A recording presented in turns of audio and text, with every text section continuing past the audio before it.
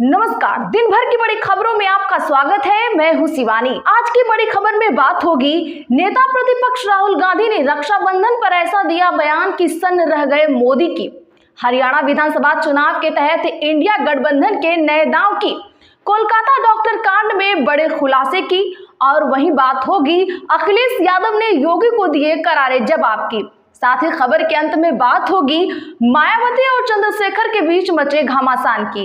इसी के साथ आज दिन भर की सभी बड़ी और प्रमुख खबरों को जानेंगे विस्तार से, लेकिन उससे पहले एक नजर सुर्खियों पर। राहुल गांधी ने प्रियंका गांधी की तस्वीर की शेयर। प्रियंका बोली, भाई बहन संघर्ष के साथी होते हैं। वहीं पीएम को बच्चों ने मां की तस्वीर वाली बांधी राखी। पवार बोले, पीएम और सिस्टम में एक राय नहीं। Modi one nation one election की बात कहते हैं तो चुनाव आयोग दूसरे रास्ते चलता है। सीएम शिंदे बोले, एमओवीए में सरकार फडणवीस को गिरफ्तार करना चाहती थी। मैंने आपत्ति जताई तो पार्टी ने कहा उन्होंने हमें परेशान किया, उन्हें अब हम भी करेंगे।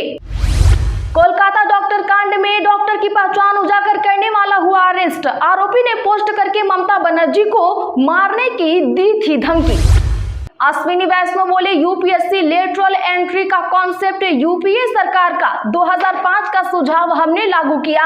राहुल गांधी ने कहा था आरएसएस वालों की हुई भर्ती।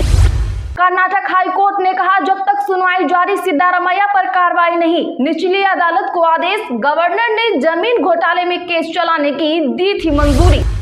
राजस्थान में 1 करोड़ नए सदस्य बनाएगी बीजेपी। हर बूथ पर 200 नए मेंबर का टारगेट। लोकसभा में 31 बूथ पर 0 वोट मिले थे। बीजेपी और कांग्रेस दोनों के लिए आसान नहीं होगी हरियाणा की राह। चुनाव से पहले होंगी ये चुनौतियां। राहुल गांधी संविधान सम्मेलन में आ सकते हैं यूपी। तैयारी में जुटे सभी कांग्रेस कार्यकर्ता। वायनाड में राहत कार्यों के लिए पोर्क चैलेंज को लेकर मचा बवाल। भड़क गए मुस्लिम धर्मगुरु। हरियाणा में लालू यादव के एमएलए दामाद का बड़ा ऐलान। बोले, कांग्रेस सरकार बनी तो मैं डिप्टी सीएम बनूंगा। टिकट मिले बगैर नामांकन का दिन किया तय। कोई उपहार के बाद भी प्रशंसा प्रमाण पत्र बांट रहा। अखिलेश के निशाने पर केशव मौर्य। योगी की तारीफ पर कसा तंज। 3 तलाक मुस्लिम महिलाओं के लिए खतरनाक, कड़ी सजा जरूरी, सुप्रीम कोर्ट में बोला केंद्र। बीजेपी के बाद अब टीएमसी भी मांगने लगी सिद्धारमैया का इस्तीफा। कांग्रेस के लिए संकट बना मुकदमा। यूपी उपचुनाव की सभी 10 सीटों का ब्यौरा जुटा रही कांग्रेस। सीटों के बंटवारे में अहम होंगे प्रेक्षक। करनाल में कांग्रेस नेता बुद्धि राजा पहुंचे जिला निर्वाचन आयोग। बोले, मैं चुनाव हारा नहीं, धोखे से हराया गया मुझे। पूर्व सीएम खट्टर के सामने लड़ा था चुनाव।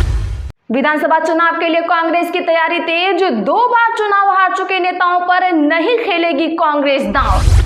हरियाणा में बीजेपी ने चुनाव समिति की बैठक बुलाई। टिकटों पर होगा मंथन। पहली लिस्ट 26 अगस्त तक संभव। कई मंत्रियों और विधायकों के कटेंगे टिकट। छत्तीसगढ़ कांग्रेस 22 अगस्त को घेरेगी ईडी दफ्तर। हिंडनबर्ग रिपोर्ट में महाघोटाले के खुलासे पर विरोध। 24 को देवेंद्र फडणवीस की गिरफ्तारी के खिलाफ हल्ला बोल। केशव मौर्य बोले, अखिलेश को रेपिस्ट का वकील बनना चाहिए। सपा प्रमुख का पलटवार। उप मुख्यमंत्री बेकाम नाकाम, अब चुप रहेंगे या जवाब देंगे।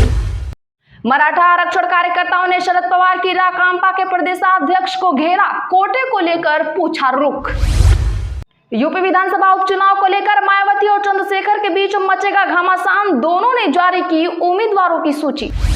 इसराइल और हमास जंग खत्म हो सकती है। अमेरिकी विदेश मंत्री ने कहा यह युद्ध विराम का आखिरी मौका। कुछ ही देर में नेतन्याहू से होगी मुलाकात। चलिए अब जानते हैं बड़ी और प्रमुख खबरों को विस्तार से। उससे पहले वीडियो को लाइक करें, साथ ही आपसे रिक्वेस्ट, खबरों को आखिर तक जरूर देख लें। रक्षाबंधन पर राहुल गांधी ने प्रियंका गांधी की तस्वीर की शेयर। प्रियंका गांधी बोली, भाई बहन संघर्ष के होते हैं साथी। दरअसल बता दें कि आज रक्षाबंधन के मौके पर देश के प्रधानमंत्री नरेंद्र मोदी दिल्ली में स्कूली बच्चों से राखी बंधवाई। इसमें एक राखी पर मोदी और उनकी मां की तस्वीर भी थी, जिसमें एक पेड़ मां के नाम कैंपेन स्लोगन लिखा था। इससे पहले मोदी ने एक्स पर पोस्ट कर देशवासियों को रक्षाबंधन की बधाई दी। वहीं अब पीएम के अलावा लोकसभा के नेता प्रतिपक्ष और कांग्रेस सांसद राहुल गांधी ने भी बहन प्रियंका के साथ फोटो शेयर करते हुए देशवासियों को राखी की बधाई दी। साथ ही प्रियंका ने राहुल और पिता राजू के साथ तस्वीर पोस्ट कर लिखा, भाई बहन संघर्ष के साथी होते हैं। क्या आप इनकी बात से सहमत हैं? कमेंट में हाँ या ना जरूर लिखें।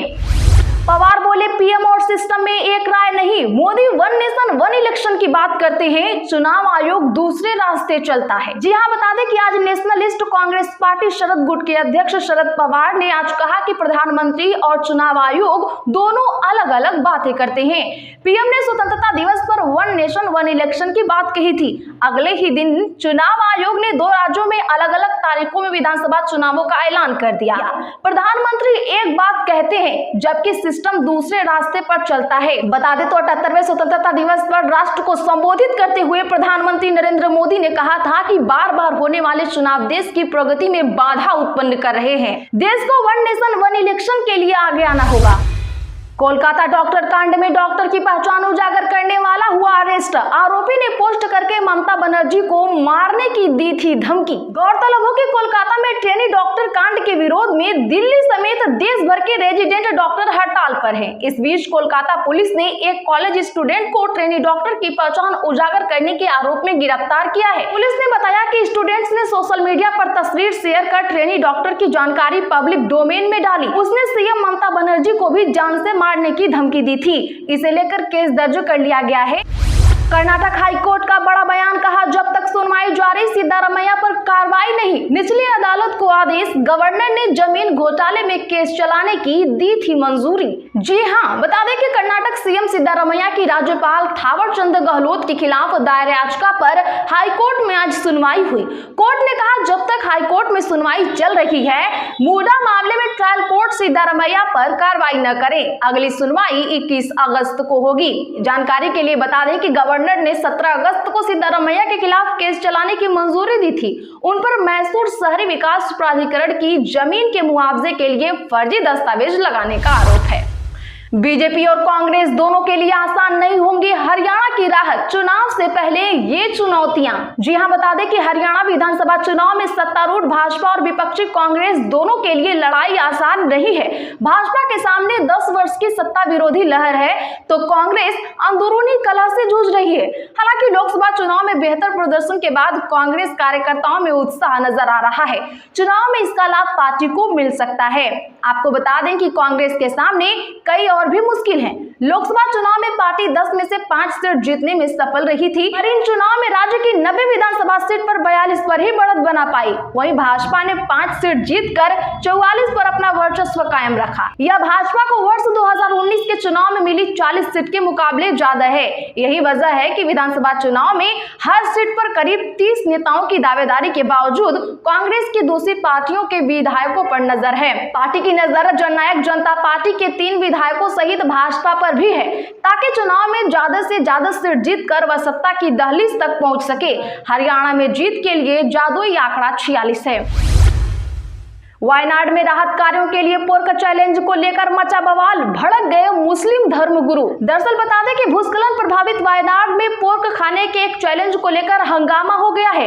राहत कार्य के लिए पैसे जुटाने को लेकर शुरू की गई इस मुहिम पर मुस्लिम संगठन भड़क गए हैं। अब democratic youth federation of India ने पोर्क चैलेंज की आलोचना पर प्रतिक्रिया व्यक्त की है और कहा है कि यह किसी धार्मिक समुदाय को अपमानित करने के लिए नहीं किया गया था। डीवाईएफआई कोठा मंगलम यूनिट के सचिव जीओपीएस ने कहा, हमारे क्षेत्र में सुअर का मांस सबसे अधिक खाए जाने वाले खाद्य पदार्थों में से एक है। हमारा इरादा केवल राहत कार्यों के लिए पैसे जुटाना था, न कि किसी समुदाय को अपमानित करना। खबरों की माने तो आज डीवाईएफआई कोठामंगल नगरपालिका के नेतृत्व में पोर्क चैलेंज का आयोजन वायनाड आपदा पीड़ितों के लिए घर बनाने के लिए पैसे जुटाने के मकसद से किया था।